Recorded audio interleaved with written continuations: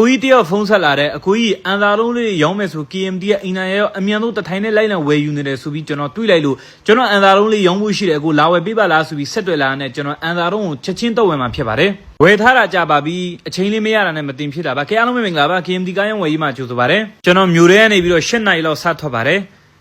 မိတ်ဆွေတို့လည်းကျွန်တော်အခုအမြဲတမ်းပြောပါတယ်မိတ်ဆွေများထံတွင်အန်သာလုံးကားလေးတွေဒီတွေဖြစ်ဖြစ်ဓာတ်စီဖြစ်ဖြစ်ခေါင်းနှိပ်ဖြစ်ဖြစ်ခေါင်းစကားဖြစ်ဖြစ်ခေါင်းမြင့်ဖြစ်ဖြစ်အခုရောင်းခြင်းနဲ့အခုဆက်ပါ KMD အခုချက်ချင်းလိုက်လံဝယ်ယူပါမယ် KMD အန်သာလုံးတပုတ်ပဲကင်နေတာနော်မိတ်ဆွေများခင်ဗျာဒီအန်သာလုံးလေးကတော့ကားကြီးကြီးလိုက်တဲ့ကားလေးအရင်ကောင်းပါတယ်နှချွတ်ရအောင်လုံးဝမရှိပါဘူးအန်သာလုံးမှာအဲ့လိုမျိုးကားလေးတွေအရင်ရှားပါပါတယ်ကားကောင်းတယ်ဆိုကျွန်တော်အမြင်ဆုံးလိုက်လံဝယ်ယူပါတယ်နော်ဒီကားလေးကတော့ Toyota Hiace အန်သာလုံးလေးဖြစ်ပြီးခေါင်းမြင့်အင်ဂျယ်လေးပါ15ရောက်စီးဖြစ်ပါတယ် grade ကတော့အမြင့်ဆုံး grade ဖြစ်တဲ့ Grand Carbon grade ဖြစ်သွားပါပြီ TRH 224 chassis နဲ့ထွက်ပါတယ် 2.7 2900cc 2 wheel ကားလေးဖြစ်ပါတယ်ဓာတ်စီအော်တိုလေးဗျာ